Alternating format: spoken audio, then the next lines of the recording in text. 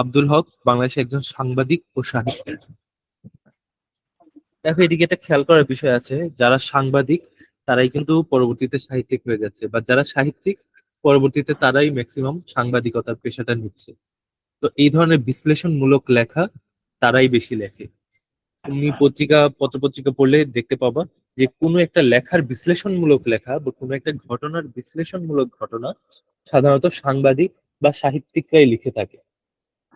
বাকিদের কিন্তু কোনো প্রকারের ইনভলভমেন্ট দেখতে পাই না আমরা। তার লেখা গ্রন্থের মধ্যে আছে বাঙালি জাতীয়তাবাদ ও অন্যান্য প্রসঙ্গ, ভাষা আন্দোলন আদি পর্ব ইত্যাদি। আচ্ছা, নিচে 1973 সালে রচিত, এই জিনিসটাও খেয়াল করো, এই প্রবন্ধটা কিন্তু 1973 সালে রচিত। এই জিনিসটা পরবর্তীতে আমরা যখন এটা পড়বো, এইটার কি প্রভাব এটা আমরা দেখতে পাবো। একটি লেখকের সাহিত্য স্বাধীনতা, এটি লেখকের সাহিত্য স্বাধীনতা বই থেকে নেওয়া হয়েছে। আচ্ছা, তোমাদের কি এমসিকিউ আছে? না, এমসিকিউ এমসিকিউ নাই? না। তারপরে ফোন করে রাখা ভালো, যদি বিসিএস এর সময় কাজে লাগবে এগুলো, কারণ এখন চলে এগুলো মনে থাকে না। আচ্ছা, বিসিএস এর সময় কি কাজে লাগবে ওইটাও বলে দিব আমি মাঝখানে। সাধারণত এই যে কত সালে কি রচনা করা হয়েছে, কি হচ্ছে না হচ্ছে, এগুলো বিসিএস এ আসার সম্ভাবনা খুব কম।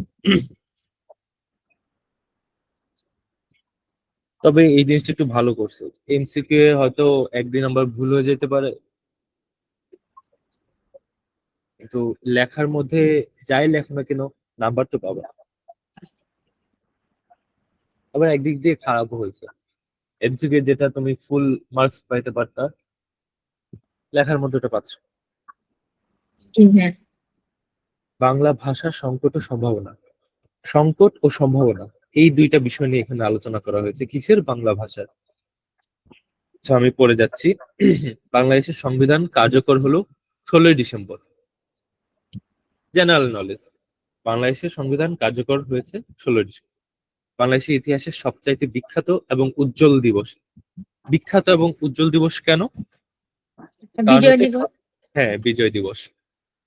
কোন নবজাত রাষ্ট্রের সংবিধান রচনাই বড় ঘটনা। কারণ দেখা যাচ্ছে যে একটা রাষ্ট্র যখন স্বাধীন হচ্ছে, একটা দেশ যখন স্বাধীন হচ্ছে, সেটা সংবিধান রচনা করতে অনেক সময় লাগে। 2 বছর, 3 বছর, 10 বছর, অনেক সময় লাগে। আমাদের সংবিধান অনেক কম সময়ে রচনা হয়েছে।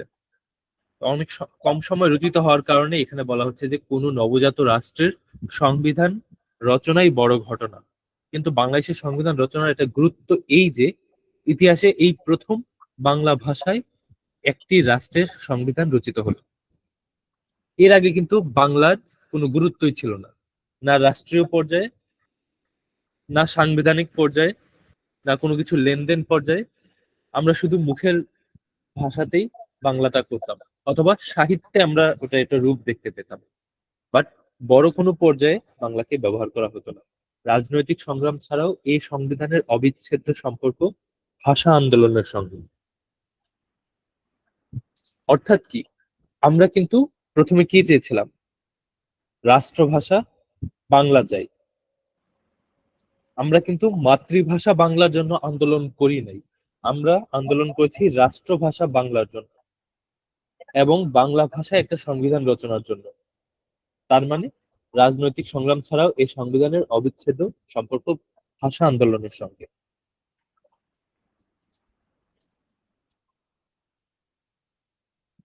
আর এই কারণে শুধু রাজনৈতিক সংগ্রামের নয়, ভাষা আন্দোলনের শ্রেষ্ঠতম বিজয় স্তম্ভ বাংলাদেশের সংবিধান।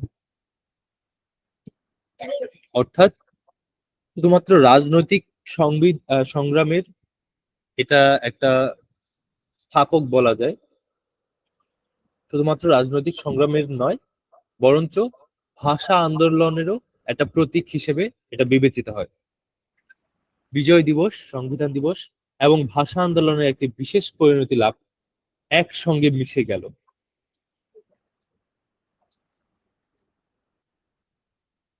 এই লাইনটা খেয়াল করো, এটা তোমার প্রশ্নে থাকতে পারে।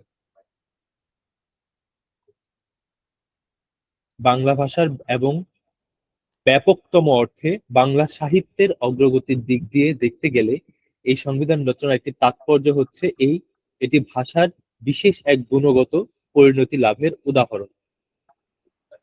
ভাষার বিশেষ গুণগত পরিণতি। আচ্ছা, দেখো এটা বিশ্লেষণমূলক একটা রচনা। তো বিশ্লেষণমূলক রচনায় কি করা হয়, সেখানে কিছু তোমাকে তথ্য দেয়া থাকবে বা উপাত্ত দেয়া থাকবে, সেইগুলোকে সুন্দর মতো সাজিয়ে অ্যারেঞ্জ করে সেইখান থেকে নতুন কোনো একটা বিশেষ তথ্য বের করা বিশ্লেষণমূলক, যার থেকে পরবর্তীতে তুমি একটা সিদ্ধান্তে আসতে পারো। তো এইখানে সিদ্ধান্তটা কি, সেটা হচ্ছে যে এই যে বাংলা ভাষার ব্যবহার হলো সংবিধানে, এটা হচ্ছে ভাষার বিশেষ এক গুণগত পরিণতি লাভের উদাহরণ। গুণগত পরিণতি অর্থাৎ ভাষার গুণগত মান বৃদ্ধি পেল এক্ষেত্রে।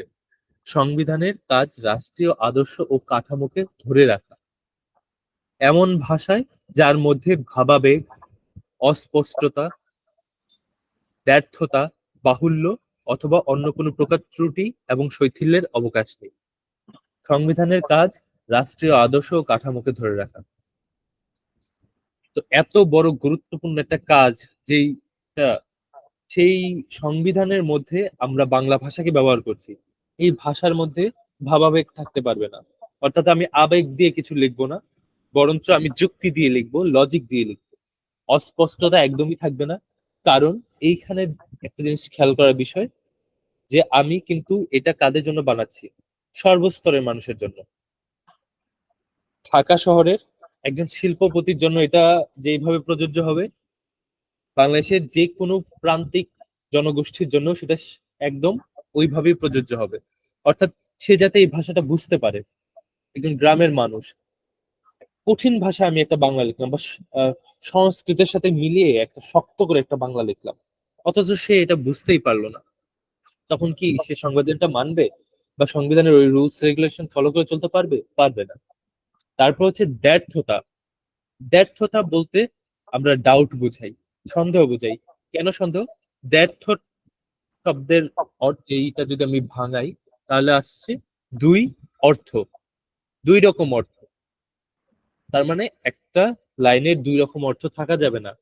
তাহলে আমার ওই ক্ষেত্রে সন্দেহ জাগবে যে এটা কি আসলে এটা হবে নাকি ওটা হবে।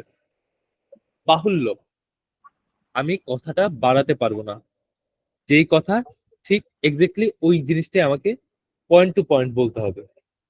অথবা অন্য কোনো প্রকার ত্রুটি এবং শৈথিল্যের অবকাশ নেই। শৈথিল্য বলতে শিথিলতা, মানে ছেড়ে দেয়া, ফাঁকিবাজি করা। এখানে কোনো ফাঁকিবাজি করার অপশন নেই। গণতান্ত্রিক রাষ্ট্রের সংবিধান যৌথ রাষ্ট্রচিন্তাকে রূপদান করে। যারা সংবিধান রচনায় ব্যাপৃত থাকেন, ব্যাপৃত মানে রত থাকা, শুধু হ্যাঁ, তাদের। আরেক বিবৃত মানে কি ব্যাপক? না না, ব্যাপক না। ব্যাপৃত মানে হচ্ছে কোনো কাজে রত থাকা। ধরো যে আমি একটা কাজে মনোযোগ দিয়ে ওই কাজটা করছি, অর্থাৎ ওই কাজে আমি রত আছি। এটা অত ইম্পর্টেন্ট না, এটা তোমার প্রশ্নের জন্য ইম্পর্টেন্ট না, শুধু জেনে রাখো। গণতান্ত্রিক রাষ্ট্রের সংবিধান যৌথ রাষ্ট্রচিন্তাকে রূপদান করে। যারা সংবিধান রচনায় ব্যাপৃত থাকেন, শুধু তাদের চিন্তা নয়, সমগ্র জাতির চিন্তাও। ওই যে যেটা বললাম, প্রত্যেকটা স্তরের মানুষের কথা চিন্তা করতে হবে। সেই সঙ্গে কয়েক শতাব্দীর আন্তর্জাতিক চিন্তা ও অভিজ্ঞতাও এর উপর ছায়াপাত করে। এই জিনিসটাও একটা খেয়াল করার বিষয়। এই যে আমরা এত সংগ্রাম করলাম, এখানে কয়েকটা ঘটনা আছে, প্রত্যেকটা ঘটনার আলোকপাত হবে এই সংবিধানে। এবং মানে এই এই যে ইভেন্ট গুলা, পলিটিক্যাল ইভেন্ট, যেমন ধরো যে 6 দফা আন্দোলন, ভাষা আন্দোলন, তারপর হচ্ছে যে 70-এর নির্বাচন, এই ধরনের আরো কিছু বিশেষ বিশেষ ইভেন্ট আছে, যেগুলার অভিজ্ঞতা থেকে হচ্ছে এই সংবিধানে রুলস রেগুলেশন গুলো আসবে, রীতিনীতিগুলো চলে আসবে। আন্তর্জাতিক চিন্তা ও অভিজ্ঞতা এর উপর ছায়াপাত করে। অর্থাৎ যারা এই সংবিধানটা বানাবে, অভিজ্ঞ হতে হবে তাদেরকে। তারা চিন্তা করবে যে ইন্টারন্যাশনাল রিলেশনশিপের কথা, আন্তর্জাতিকভাবে এবং কিভাবে রাষ্ট্রীয়ভাবে বিভিন্ন ঘটনার পরিপ্রেক্ষিতে আমরা এই সংবিধানটা রচনা করতে পারি, সেটার কথাই এখানে বলা হয়েছে। তুমি কি বুঝতে পারছো এই জিনিসটা? জি ভাইয়া। আচ্ছা, তো এটা একটা উদাহরণ দাও তো, যে এখানে বলা হচ্ছে কয়েক শতাব্দীর আন্তর্জাতিক চিন্তা ও অভিজ্ঞতা। এটা তুমি এটা বানিয়েও একটা কিছু এক্সাম্পল দিতে পারো।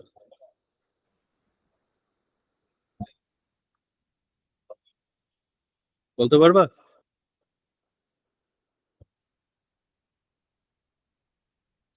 হুম। ভাইয়া এটা হচ্ছে সংবিধানের কথা বলেছে না? হ্যাঁ, হ্যাঁ। আহ, বিভিন্ন এখানে বলা এখানে বলা হচ্ছে যে এই সংবিধানে কয়েক শতাব্দীর আন্তর্জাতিক চিন্তা ও অভিজ্ঞতাও এর উপর ছায়াপাত করে। হ্যাঁ ভাইয়া, বিভিন্ন কান্ট্রির যে সংবিধানগুলো এগুলো ফলো করে। উম সেটাও হতে পারে যে অন্যান্য রাষ্ট্র কিভাবে তাদের সংবিধান রচনা করছে সেটার উপর দৃষ্টিপাত রেখে হতে পারে, কিন্তু এখানে বলা হচ্ছে কয়েক শতাব্দীর আন্তর্জাতিক চিন্তা ও অভিজ্ঞতা। তো আমি একটা উদাহরণ হিসেবে বলি, এটা আমার সম্পূর্ণ নিজের বানানো একটা। তোমাকে যখন বলা হবে যে এই লাইনটা বলতে কি বুঝো, তুমি অবশ্যই এটা একটা বিশ্লেষণ লিখবে। শুধুমাত্র বিশ্লেষণ লিখে তো তুমি 10-12 পেজ কভার করতে পারবে না। তোমাকে যদি আনসারটা একটু বড় করতে হয়, তোমাকে একটা উদাহরণও টানতে হবে, যেহেতু এটা একটা বিশ্লেষণমূলক রচনা। ধরো আমি একটা হ্যাঁ। এক্সাম্পল দিচ্ছি। ধরো 1757 সালে যেভাবে সিরাজউদ্দৌলা ইংরেজদের কাছে পরাজিত হলো, তো এর থেকে আমরা কি শিখতে পাই? যে ইংরেজরা বা বৈদেশিকরা যখন এদেশে এসে বাণিজ্য করছে, তাদেরকে একটা লিমিটেশনের মধ্যে রাখতে হবে, একটা জায়গায় সীমাবদ্ধ করতে হবে তাদের এই বাণিজ্যকে। সেটাকে কখনোই রাষ্ট্রীয় পর্যায়ে নেওয়া যাবে না। কখনোই তারা যাতে রাজনৈতিক ভাবে কোনো প্রভাব ফেলতে না পারে, সেভাবে তাদেরকে একটা সীমাবদ্ধ সীমানার ভিতরে আবদ্ধ করতে হবে। একটা বর্ডারের ভিতরে ওদেরকে আলাদা রাখতে হবে, ওদেরকে ভেতরে আসতে দেওয়া যাবে না। তো সেটা কিন্তু আমাদের অভিজ্ঞতা। তো এইটা থেকে কিন্তু সংবিধানের কিছু কিছু রীতিনীতি আসতে পারে। এটা হচ্ছে এক ধরনের এক্সাম্পল দিলাম তোমাকে আমি। এরপর যারা সংবিধানের প্রকৃত রচয়িতা এবং জনসমাজের রাজনৈতিক প্রতিনিধি, তারা বাংলা ভাষাবিদগণেরও সহায়তা নিয়েছে। কারণ এটা আমাকে বাংলা ভাষায় এই জিনিসটা বানাতে হবে এবং খুব সহজবোধ্য হতে হবে। সহজবোধ্য মানে সহজে যেটা বোঝা যায়, সহজবোধ্য হতে হবে। তো এইখানে যে রাজনৈতিক প্রতিনিধি আছে, যারা আমাদেরকে রিপ্রেজেন্ট করে, তারা কিন্তু বাংলা ভাষাবিদদেরও সহায়তা নিয়েছেন। কারণ অনেকে হয়তো বাংলা ভাষাটা অত ভালো নাও পারতে পারে। যেমন একটা জিনিস খেয়াল করো। আহ আচ্ছা, এটা হচ্ছে বাংলাদেশ গ্যাজেট, যেটাকে আমরা বলি ইমারত নির্মাণ বিধিমালা। এটা সাধারণত আমরা আহ কি বলবো, সিভিল ইঞ্জিনিয়াররাও ব্যবহার করে, আর্কিটেক্টরাও ইউজ করে। তো এইখানে দেখো, এই বিল্ডিং অ্যাক্টটা কিন্তু বাংলায় লেখা, যে একটা ইমারত নির্মাণের ক্ষেত্রে কি কি বিধিনিষেধ আমাকে মানতে হবে, সেগুলো এখানে বাংলায় বিশ্লেষণ করে।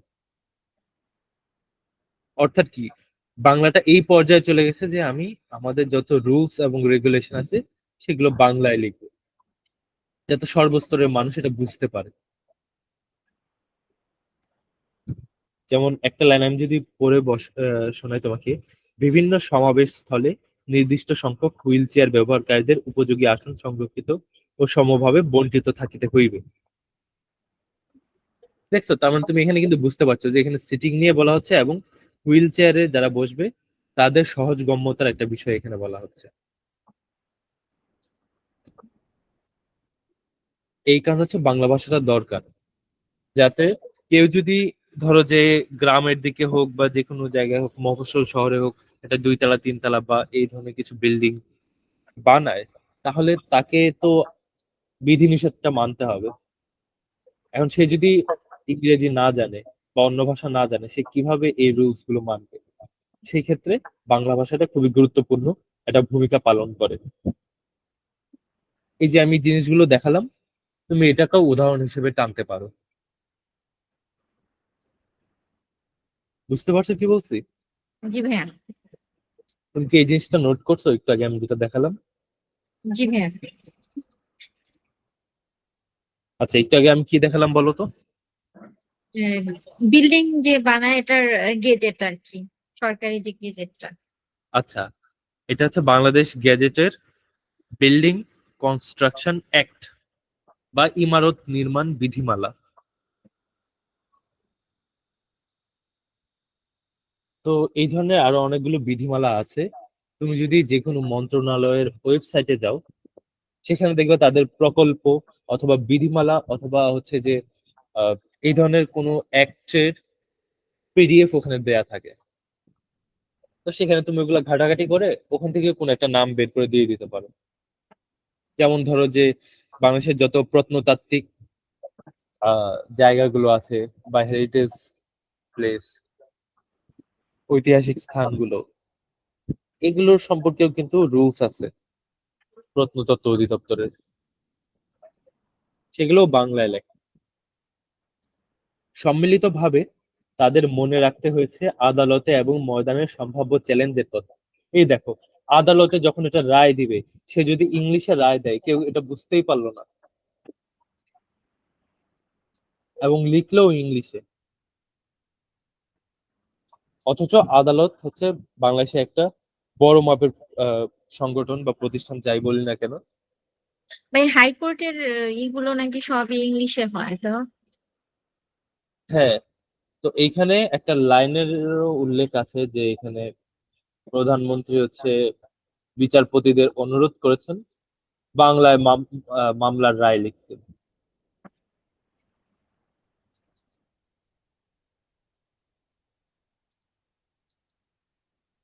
তো এই সবের চ্যালেঞ্জের কথা চিন্তা করে হচ্ছে যে এই বিধিনিষেধ গুলো তৈরি করা হয়েছে, সংবিধানটা তৈরি করা হয়েছে। এখন দেখো, সংবিধান কিন্তু একই সাথে একটা ইংলিশ ভার্সনও আছে, একটা বাংলা ভার্সনও আছে। বাংলা ভার্সনটা রাখা হচ্ছে কারণ আমরা বাঙালি, আমাদের সংবিধানটাই যদি ইংরেজিতে হয় তাহলে আমাদের ভিত্তিটাই নড়বড়ে হয়ে গেল। আর ইংরেজিতে রাখা হয়েছে ওই যে আমাদের কি বলবো, ইন্টারন্যাশনাল ল্যাঙ্গুয়েজ। না, ঔপনিবেশিক শাসনের একটা ছাপ রয়ে গেছে, সেটা এখনো পার করে উঠতে পারে নাই, যার কারণে এটা রেখে দিছে। ধরো যে একজন বাইরে থেকে এসে এই দেশে কোনো একটা প্রবলেম করলো বা অপরাধ করলো, তার তো শুনানি দিতে হবে। সেটা হইতে পারে বাংলায়, হতে পারে ইংলিশে। এখানে একটা ফ্লেক্সিবিলিটি রাখা হয়েছে। আচ্ছা, তারপর প্রতিটি বাক্য এবং শব্দকে শোনার মতো সূক্ষ্মভাবে ওজন ও যাচাই করে দেখতে হয়েছে। সেই সঙ্গে দেখতে হয়েছে যেন সংবিধানের ভাষা বাংলা হয়, শুদ্ধ বাংলা হয় এবং পাঠযোগ্য হয়। অর্থাৎ প্রত্যেকটা শব্দই, ধরো যে এখানে যেহেতু আহ, বাহুল্যের কোনো সুযোগ নেই। তুমি একটা লাইনকে এক লাইনের জায়গায় দুই লাইন লেখার কোনো সুযোগ নেই। এটাকে যথাসম্ভব সংক্ষিপ্ত করতে হবে, সহজ করতে হবে। সেই ক্ষেত্রে এখানে বলা হচ্ছে যে প্রত্যেকটা শব্দ শোনার মতো সূক্ষ্মভাবে ওজন ও যাচাই করে দেখতে হয়েছে। অর্থাৎ একটা শব্দের গুরুত্ব এত বেশি হবে যেটা সহজবোধ্য হলেও সেটা দিয়ে তুমি যা বুঝাতে চেয়েছো সেটাই সে বুঝতে পারবে। এই যে এখানে সেটা বলা হয়েছে, ভাষা বাংলা হয়, শুদ্ধ বাংলা হয় এবং পাঠযোগ্য বাংলা হয়। আচ্ছা, এরপরে স্বাধীন আহ জাতীয় সংসদে নিশ্চিতভাবে ধরা যায় এখন থেকে বাংলা ভাষাতেই আইন প্রণীত হবে। দেখো, এই কথাটা বলছি কিন্তু 1973 সালের কথা। প্রধানমন্ত্রী বিচারপতিদের অনুরোধ করেছেন বাংলায় মামলার রায় লিখতে। দু একটি রাষ্ট্রের সঙ্গে চুক্তি হয়েছে বাংলা ভাষায়। তখনকার কথা বলছে। এসবই বাংলার জন্য নতুন কাজ। একেবারে আনকরা কাজ বোধ হয় বলা চলে না, আনকরা মানে হচ্ছে নতুন। আনকরা কাজ বোধ হয় বলা চলে না, তবে এসব ক্ষেত্রে এমন সর্বাত্মক আত্মনিয়োগের দায়িত্ব আর কখনো ভাষার উপর এসে পড়েনি। এটা কেন বলা হচ্ছে? আবার এটাও কেন বলা হচ্ছে যে এসব একদম আনকরা কাজ বলা চলে না?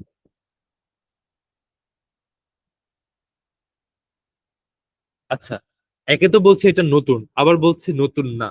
দুইটা কিন্তু দুই অ্যাসপেক্ট থেকে বলছে, দুই দিক, দুইটা পটভূমি চিন্তা করে তারপর বলছে।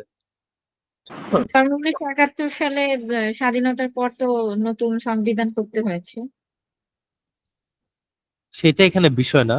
আচ্ছা, এটা এখানে বলা হচ্ছে যে, আমি বুঝাচ্ছি, একেবারে আনকরা কাজ বোধহয় বলা চলে না। মানে এখানে কিন্তু বলছে যে এটা একেবারে নতুন কোনো কাজ না, যে অন্যান্য রাষ্ট্রের সাথে বাংলায় চুক্তি করা বা যে কোনো রাষ্ট্রীয় পর্যায়ে হচ্ছে বাংলায় লেখা, এটা নতুন কিছু না।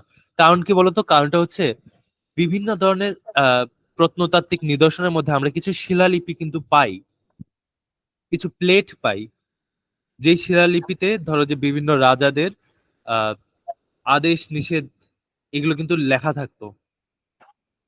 তুমি জানো কিনা জানি না, তুমি কি কখনো জাতীয় জাদুঘরে গেছো? গিয়েছিলাম। আচ্ছা, তো সেখানে কি শিলালিপি গুলো দেখেছো? হ্যাঁ, দেখেছি বাংলায়। হ্যাঁ, তো ওখানে কিন্তু দেখা যাচ্ছে যে উপরে একটা সিলের মতো দেয়া থাকে, প্লেটের উপরে, চারকোনা প্লেটের উপরে সিল থাকে, ওই সিলের নিচে হচ্ছে লেখা থাকে। তুমি এখনই সার্চ দিয়ে দেখতে পারো যে ময়নামতিতে যেই শিলালিপি এগুলো পাওয়া গেছে, শিলালিপি বলা যায় না তো, তাম্রলিপি, তামার প্লেটের উপর লেখা যে জিনিসগুলো, তো সেখানে কিন্তু একই সাথে বাংলায় লেখা হয়েছে এবং হচ্ছে ওই বাংলা, তখন তো একদম শুদ্ধ বাংলা ছিল না, কিন্তু বাংলার সাথে মিক্স করা যে ভাষাটা ছিল সেই সময়, সেটাতেই কিন্তু এই আদেশ নিষেধগুলো লেখা হয়েছে। সেটাতেই হচ্ছে বিভিন্ন সাহিত্য রচনা করা হয়েছে, সেটাতেই ধর্মীয় মন্ত্র বা ধর্মীয় গ্রন্থগুলো লেখা হতো। তো এইখানে এই জন্য এটা বলা হয়েছে যে একেবারে আনকরা কাজ বোধহয় বলা চলে না। তবে এসব ক্ষেত্রে এমন সর্বাত্মক ভাবে আত্মনিয়োগের দায়িত্ব আর কখনো ভাষার উপর এসে পড়েনি। তখন ছিল এটা রাষ্ট্রীয় কিন্তু পর্যায়ে, 19 হ্যাঁ, শুধুমাত্র রাজার ভাষা ছিল। রাজারাই শুধু দেখা যাচ্ছে, রাজা বাচ্চারা হচ্ছে এই ভাষাটা ব্যবহার করে তাদের আদেশ নিষেধ গুলা দিত। শুধুমাত্র ওই যে আমলাতন্ত্র যেটা ছিল, আমলাতন্ত্র তো বলা যায় না, ওই রাজা বা নবাব, নবাবের নায়েব, সেখান থেকে ছোটখাটো তহসিলদার, সেখান থেকে সেনাপতি, মন্ত্রী, এইভাবে এই যে রাষ্ট্রীয় ব্যবস্থা ছিল ওটার মধ্যেই সীমাবদ্ধ ছিল। কিন্তু স্বাধীনতার পরে যে সংবিধান রচনা করা হয়েছে, ওইখানে দেখা যাচ্ছে যে আমরা সর্বস্তরের মানুষের জন্য এই ভাষাটাকে পৌঁছে দিচ্ছি, সব জায়গায় বাংলা ভাষার ব্যবহার নিশ্চিত করছি। এই কারণে বলা হচ্ছে যে এই ধরনের সর্বাত্মক আত্মনিয়োগের দায়িত্ব আর কখনো ভাষার উপর এসে পড়েনি। এবার বুঝছো দুটা যে আলাদা? জি ভাইয়া। এসব কাজে আবেগে, বাহুল্যে, শৈথিল্যে, অস্পষ্টতার ভারে তার নুয়ে পড়ার অবকাশ নেই। ওই যে যেটা বললাম, নিটোল দেহ কর্মীর মতো তাকে ফিটফাট হয়ে উঠতে হবে। নিটোল মানে সুস্বাস্থ্যের অধিকারী, নিটোল দেহ কর্মীর মতো তাকে ফিটফাট হয়ে উঠতে হবে।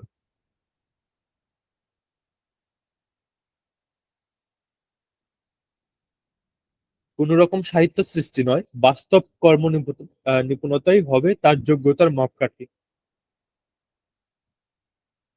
সংবিধানের দরকার হচ্ছে, প্রয়োজন হচ্ছে বাস্তবিকতার মধ্যে, সাহিত্য সৃষ্টিতে না। কারণ সাহিত্য অলরেডি তখন বানানো হয়ে গেছে, কিন্তু সাহিত্যের ভাষাটা সংবিধানের জন্য ওইভাবে প্রযোজ্য না, যেই কারণে সংবিধানটা আরেকটু সহজবোধ্য করা হচ্ছে। কারণ তখনকার সাহিত্য বোঝার মতো মানুষ, গ্রামের মানুষরা কিন্তু অত বেশি সাহিত্য পড়তো না তখন। অথচ তখন ছিল 80% লোকই গ্রামের। তো এখানে বলা হচ্ছে বাস্তব কর্ম নিপুণতাই হবে তার যোগ্যতার মাপকাঠি।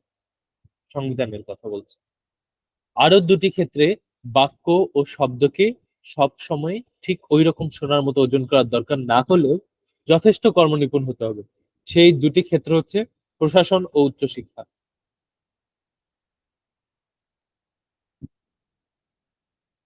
প্রশাসন বলতে কি বোঝানো হচ্ছে? এই যে বিভিন্ন মন্ত্রণালয়, অধিদপ্তর এগুলোর কথা বলা হচ্ছে। সব তার উচ্চশিক্ষা, শিক্ষার ক্ষেত্রেও সবকিছু বাংলায় হতে হবে।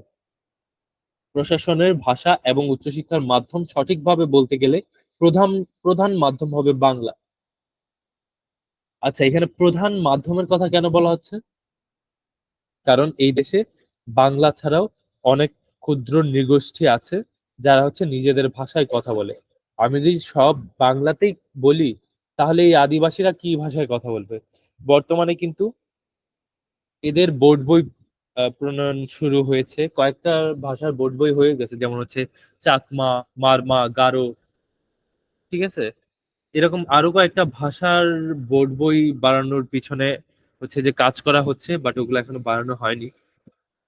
তো সেই জন্য বলা হচ্ছে যে আহ, সঠিকভাবে বলতে গেলে প্রধান মাধ্যম হবে বাংলা, প্রধান হবে বাংলা।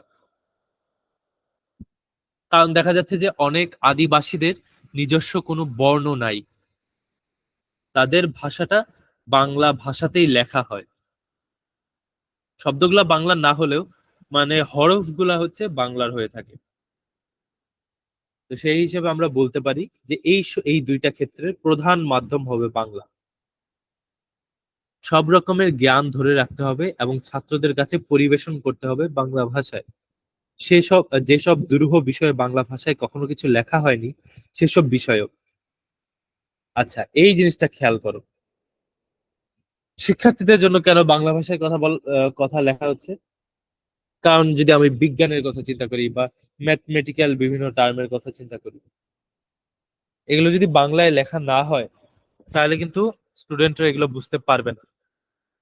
যেমন ধরো, তোমার এখনই যদি তোমাকে ইংরেজি ভাষায় এই বিজ্ঞানের বইগুলা দেয়া হয়, তুমি কিন্তু এগুলার টার্ম গুলা বুঝবা না।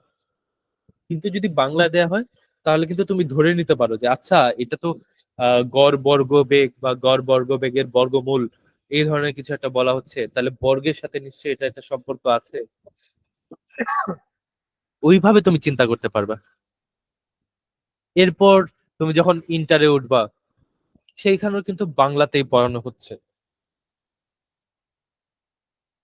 একটা সমস্যায় পড়তে পারো যখন তুমি ভার্সিটিতে উঠবা, দেখবা যে ওখানে ধুপ করে সবকিছু ইংলিশ হয়ে গেছে। কারণ হচ্ছে যে বাইরের লেখকদের বই ইংরেজিতেই লেখা, আর সবগুলা বই অনুবাদ করা সম্ভব না বাংলায়। এই কারণ হচ্ছে ইংরেজিতেই পড়তে হয়। তো এইখানে এইখানে লেখা হচ্ছে যে উচ্চশিক্ষার মাধ্যম হবে বাংলা, শিক্ষণীয় সব বিষয়ের মাধ্যম হবে বাংলা। যদিও বিশেষজ্ঞ খ্যাতনামা বিদেশি পণ্ডিতদের লেখা বই চিরদিন ইংরেজি ভাষায় পড়তে হবে শিক্ষার এবং জ্ঞানের পূর্ণতার জন্য। অর্থাৎ তাদের এই যে এই রচনাগুলো, এই রচনাগুলো হচ্ছে মানে তারা যেই ভাব নিয়ে হচ্ছে এই রচনাগুলো বানিয়েছে সেটা কিন্তু বাংলায় ঠিকভাবে অনুবাদ করা সম্ভব না। তুমি ইংরেজিতে একটা লাইন নাও, সেটাকে বাংলায় অনুবাদ করার চেষ্টা করো, দেখবা যে ওইখানে যে শব্দগুলা দেয়া, ওই শব্দগুলা সরাসরি তুমি বাংলা ভাষায় বসিয়ে দিতে পারতেছো না। তোমাকে অনেক চেষ্টা করে হচ্ছে যে ওই ধরনের মূল ভাব এনে তারপর ওটা লিখতে হচ্ছে। সেই জন্য হচ্ছে যে ইংরেজি লেখকরা তারা কি বোঝাতে যাচ্ছে, তাদের বইটা পড়েই, ইংরেজিতে পড়েই সেই ভাবটা তোমাকে বুঝতে হবে।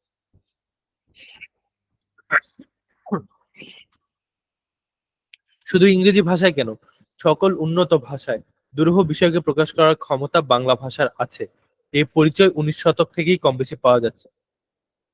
আচ্ছা, ধরো যে একটা সাবজেক্ট আছে নিউক্লিয়ার সায়েন্স এন্ড ইঞ্জিনিয়ারিং, ওখানে দেখা যাচ্ছে যে এই নিউক্লিয়ার সায়েন্স নিয়ে বেশিরভাগ পাবলিকেশন রচনা এগুলা হচ্ছে যে রাশিয়ান ডিপার্টমেন্ট গুলা করে থাকে, রাশিয়ান বিভিন্ন লেখক বা বৈজ্ঞানিকরা এগুলা করে থাকে। তো ওই ভাষার এই কারণে দেখা যাচ্ছে যে ভার্সিটিতে ওঠার পরে ওই ভাষাতেই, ওই ভাষাটাই আগে শিখিয়ে নেওয়া হচ্ছে, ওই ভাষার টার্ম গুলাই আগে শিখিয়ে নেওয়া হচ্ছে ওদেরকে। এরপরে হচ্ছে ওই ভাষার বইগুলো পড়ে ওরা নিউক্লিয়ার সায়েন্সের অন্যান্য বইগুলো পড়তে পারতেছে। তো এইখানে ওই জন্য বলা হচ্ছে শুধু ইংরেজি ভাষায় কেন, সকল উন্নত ভাষায় এই খ্যাতনামা লেখকদের বইগুলো পড়তে হবে। কিন্তু আবার বলা হচ্ছে দুরূহ বিষয়কে প্রকাশ করার ক্ষমতা বাংলা ভাষার আছে, এই পরিচয় 19 শতক থেকেই কম বেশি পাওয়া যাচ্ছে। এটা বলার কারণ হচ্ছে 19 শতক থেকেই বিভিন্ন ইংরেজি বইকে বাংলা ভাষায় অনুবাদ করা শুরু হয়ে গেছে। এই কারণে বলা হচ্ছে যে 19 শতক থেকেই কম বেশি এইটার উদাহরণ পাওয়া যাচ্ছে যে দুরূহ বিষয়কে প্রকাশ করার ক্ষমতা বাংলা ভাষার আছে। ইংরেজরা যখন আসলো, তারা হচ্ছে যে তখন এই শিক্ষার উপরে কাজ করা শুরু করলো, যে কিভাবে এই শিক্ষাটাকে এদের মধ্যে ছড়িয়ে দেওয়া যায়। তখন ওরা বিভিন্ন ধরনের দোভাষী নিল, অথবা হচ্ছে যে বিভিন্ন বাংলা ভাষার পণ্ডিতদেরকে নিয়ে হচ্ছে এই জ্ঞান বিজ্ঞানের জিনিসগুলাকে বাংলা ভাষায় নেওয়া শুরু করলো, যাতে শিক্ষার্থীদের কাছে সেগুলো সহজবোধ্য হয়। আচ্ছা, আর এক প্যারা আছে। সংবিধান, আইন এবং মামলার রায়, প্রশাসনিক চিঠিপত্র এবং সরকারি আধা সরকারি সংস্থাসমূহের ব্যবস্থাপনা ও প্রতিবেদন, বিশ্ববিদ্যালয়ে শিক্ষণীয় বিচিত্র প্রকার বিজ্ঞান ও অন্যান্য বিষয় সংক্রান্ত গ্রন্থ, যন্ত্রবিদ্যা অর্থাৎ মেকানিক্যাল যে জিনিসগুলা এবং অন্যান্য বাস্তব কাজের বিষয় সংক্রান্ত প্রকাশনা সাহিত্য নয়, কিন্তু এরা সকলে মিলে ভাষার প্রকাশ ক্ষমতাকে সম্প্রসারিত করে এবং সাহিত্য ও সংস্কৃতির পটভূমি রচনা করে। এই জিনিসটা বলার কারণ হচ্ছে সবকিছু কিন্তু লিটারেচার না, সাহিত্য না। তুমি বাংলায় বাংলা ভাষা যেভাবে পড়ছো, তুমি যখন একটা কোনো সায়েন্সের সাবজেক্ট নিয়ে পড়াশোনা করবা, ধরো এটা হইতে পারে ইলেকট্রিক্যাল ইঞ্জিনিয়ারিং, কম্পিউটার সায়েন্স, বা যে কোনো ধরনের ইঞ্জিনিয়ারিং সাবজেক্ট গুলো, এগুলো কিন্তু কোনো প্রকার সাহিত্য না, এগুলো পড়ার বিষয়। তো এই জিনিসগুলোকেও যখন বাংলায় প্রকাশ করা হবে, তার মানে কি বাংলা ভাষার একটা ধারণ ক্ষমতা বাড়তেছে, বাংলা ভাষার গুণগত মান বৃদ্ধি পাচ্ছে। তো সেটাই বলা হচ্ছে যে এইটা ভাষার প্রকাশ ক্ষমতাকে সম্প্রসারিত করে। তুমি কি মিটিং এ আসো? জি ভাইয়া। আচ্ছা, ঠিক আছে। পশ্চিমবঙ্গ অপেক্ষা বাংলাদেশে এর সম্ভাবনা অধিক প্রশস্ত। এই লাইনটা বলার কারণ হচ্ছে এদেশে সকল ক্ষেত্রে বাংলা ভাষা অপ্রতিদ্বন্দ্বী। এই দেশে বাংলা ভাষার উপরে কোনো কথা নাই। কেউ এসে তোমাকে বলতে পারবে না যে আচ্ছা আমি হিন্দিতে কথা বলতেছি, তাহলে এই সংবিধানটা হিন্দিতেই লিখতে হবে, বা এই জায়গায় হচ্ছে আহ অমুক ভাষা আমি ভালো পারি, বা কেউ ইংলিশ ভার্সনের স্টুডেন্টরা এসে বললো যে আমরা তো ইংলিশে বেশি কথা বলি, তাইলে এই ভাষার সকল কিছু ইংলিশেই হইতে হবে। তো এরকম বলার কোনো কারণ নেই, কারণ অলরেডি আমরা দেখছি একটা ভাষা আন্দোলন হয়ে গেছে।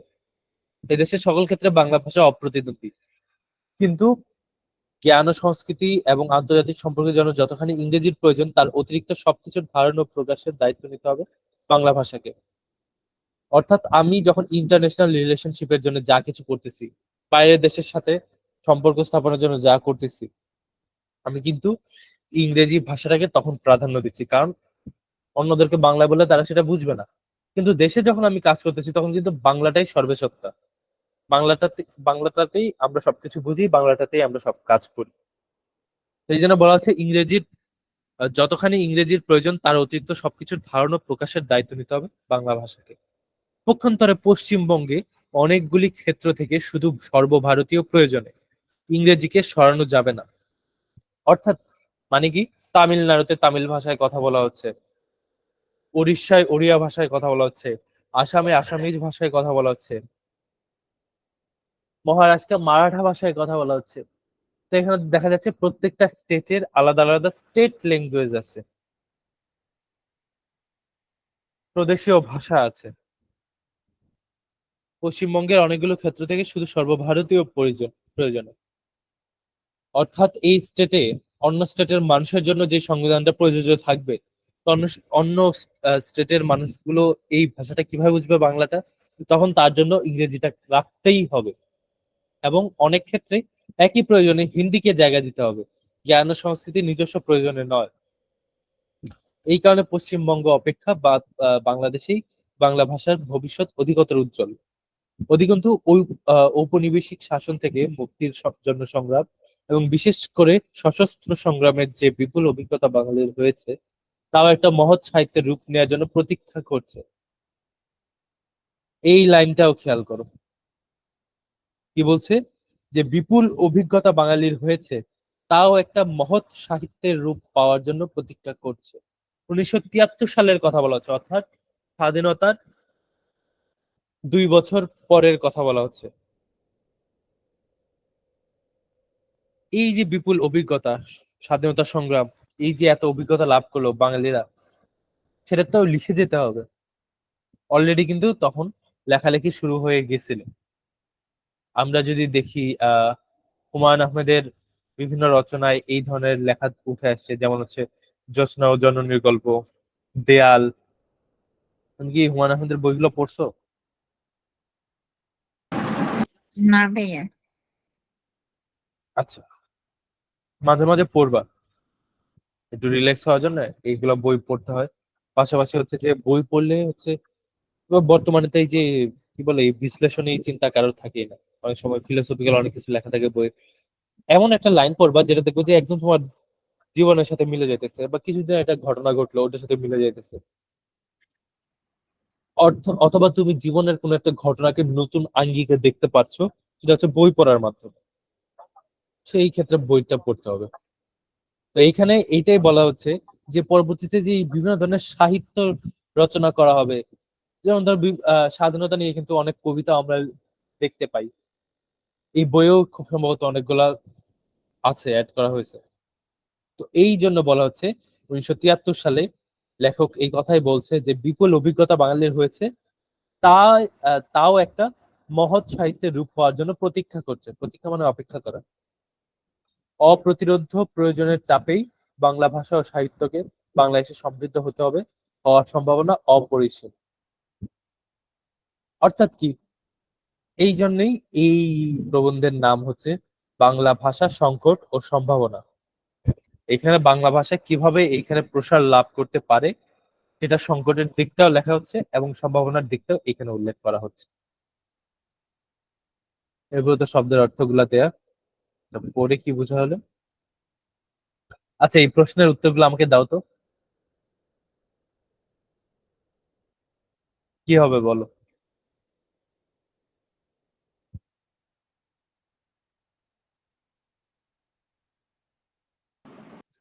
16ই ডিসেম্বর তারিখটি কোন দুটি কারণে লেখকের কাছে গুরুত্বপূর্ণ? একটা হচ্ছে 16ই ডিসেম্বর সংবিধান কার্যকর হয়েছিল। আর বিজয় দিবস ছিল ইতিহাসের সবচেয়ে বিখ্যাত উজ্জ্বল দিবস। হ্যাঁ, ঠিক আছে। এরপরেরটা? বাংলা ভাষায় সংবিধান রচনার ব্যাপারটি লেখকের কাছে গুরুত্বপূর্ণ কেন? কারণ আমাদের ভাষা আন্দোলন হয়েছে, বাংলা ভাষা আমাদের প্রধান ভাষা। ভাষা আন্দোলন কিসের জন্য হয়েছিল? বাংলা ভাষার জন্য। হ্যাঁ, একটু আরেকটু স্পেসিফিক ভাবে বলতে হবে। বাংলা ভাষাকে রাষ্ট্রভাষা করার জন্য। জি হ্যাঁ। মোহাম্মদ আলী জিন্নাহ কিন্তু আমাদের মানা করে নাই বাংলা ভাষায় কথা বলার জন্য। শুধু রাষ্ট্রীয় পর্যায়ে উর্দুকে রাষ্ট্রভাষা করার জন্য আমাদের এই সংগ্রামটা হয়েছিল, যে উর্দুকে রাষ্ট্রভাষা করা যাবে না, বাংলাকে করতে হবে। আচ্ছা, আর কি কি কারণ আছে? এ ভাষা সহজে বোঝা যায়। হ্যাঁ, সর্বস্তরের মানুষের ব্যবহারের জন্য এই ভাষাটা ব্যবহার করা যায়। আচ্ছা, আর বিভিন্ন তুমি বই। যখন তুমি যখন একটা বড় প্রশ্নের উত্তর দিবা, তখন হচ্ছে ওখানে খুব সম্ভবত 10 নম্বর, তাই না, যেটা বললা?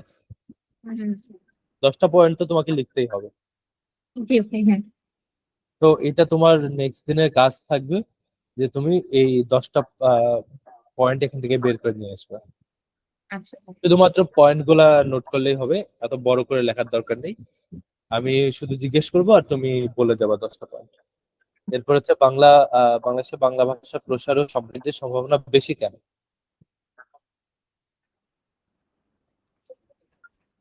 কারণ বাংলা ভাষা আমাদের রাষ্ট্রীয় ভাষা।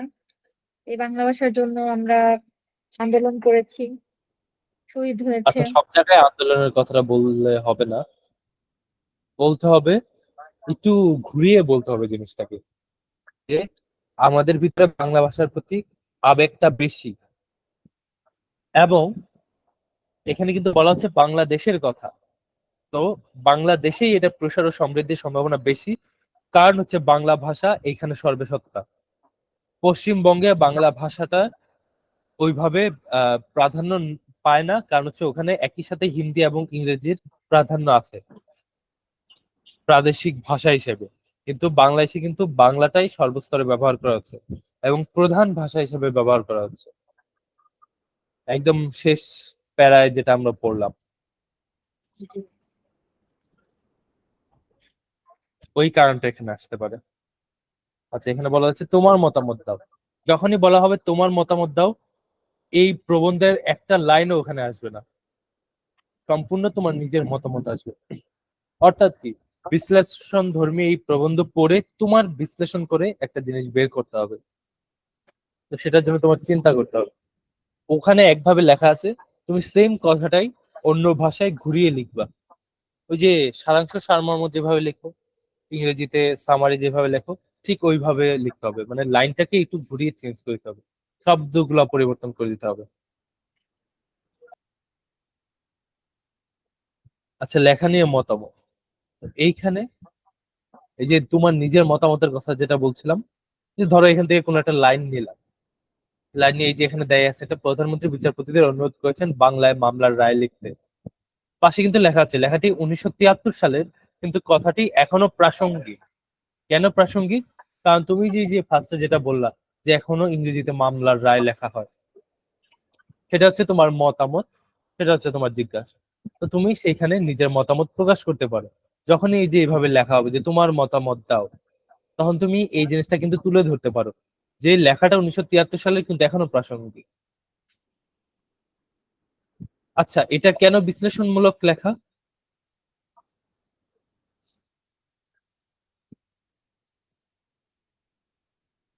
কোনটা ভাইয়া? যেটা আমরা পড়লাম এখন।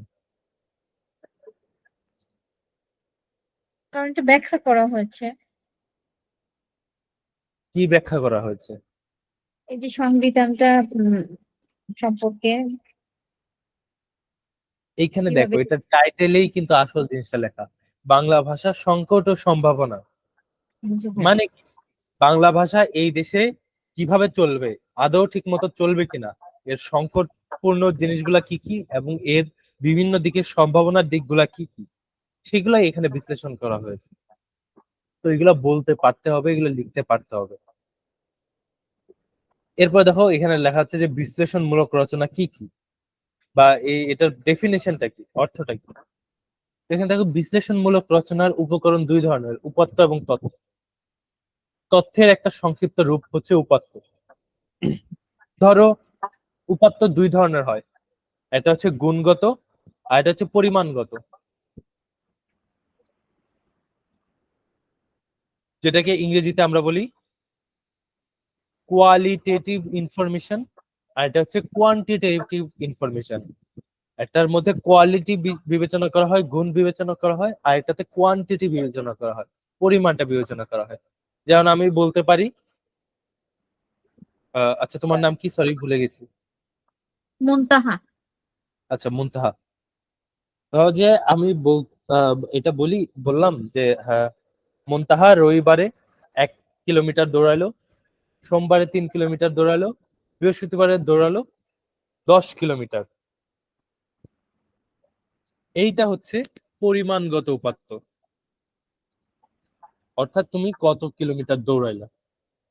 এখন যদি আমি বলি যে এই 3 দিনের তফাৎ হওয়ার কারণ, সে রবিবারে আহ কাজ বেশি করছে, যে কারণ হচ্ছে যে সে দৌড়ানোর সময়টা কম পাচ্ছে, সেই জন্য সে 1 কিলোমিটার দৌড়াইতেছে। কিন্তু বৃহস্পতিবার তার কোনো কাজ থাকে না, সেই জন্য সে 10 কিলোমিটার দৌড়াচ্ছে, যদি আমরা এটা বলি। তো এই যে আমি একটা উপাত্ত দিলাম, এটা কিন্তু গুণগত উপাত্ত। অর্থাৎ এইটার একটা, এই তথ্যের একটা কোয়ালিটি আছে, এখানে কোনো পরিমাণ বা কোয়ান্টিটি আমরা দেখতে পাচ্ছি। তো এই ধরনের উপাত্ত বিশ্লেষণ করে তুমি যখন নিজের একটা সিদ্ধান্ত দিচ্ছ, নিজের একটা সিদ্ধান্ত দেয়াকে বিশ্লেষণ করা বলে। এই যেখানে লেখা দেখো, বাংলা ভাষা সংকট ও সম্ভাবনা রচনায় লেখক কিছু তথ্য বিশ্লেষণ করে নতুন তথ্য তৈরি করেছেন। যেমন পাকিস্তান পর্বে ভাষা আন্দোলন হয়েছে, বাংলা ভাষাকে রাষ্ট্রভাষা করার দাবিতে 1971 সালের 16 ডিসেম্বর বাংলাদেশ বিজয় লাভ করে, এবং 1972 সালের 16 ডিসেম্বর জাতীয় সংসদে গৃহীত বাংলাদেশের সংবিধান রচিত হয়েছে বাংলা ভাষায়। এই তিনটি তথ্যের মধ্যে প্রাবন্ধিক যোগসূত্র খুঁজে পেয়েছেন এবং মন্তব্য করেছেন, বিজয় দিবস, সংবিধান দিবস এবং ভাষা আন্দোলনের একটি বিশেষ পরিণতি লাভ একসঙ্গে মিশে গেল। তার মানে কি, এই যে এখানে কিন্তু পরিমাণগত উপাত্ত দেয়া, সেইখান থেকে তিনি নিজের একটা সিদ্ধান্ত দিয়েছেন এই লাইন দিয়ে। তো তোমাকেও এই ধরনের কোনো একটা সিদ্ধান্ত দিতে হবে, যে কোনো যখনই তুমি বিশ্লেষণমূলক একটা জিনিস লিখতেছো অথবা নিজের মতামতকে প্রকাশ করছো। প্রাবন্ধিকের এই মন্তব্যটি বিশ্লেষণমূলক, যার কারণে এটা একটা বিশ্লেষণমূলক রচনা। আচ্ছা,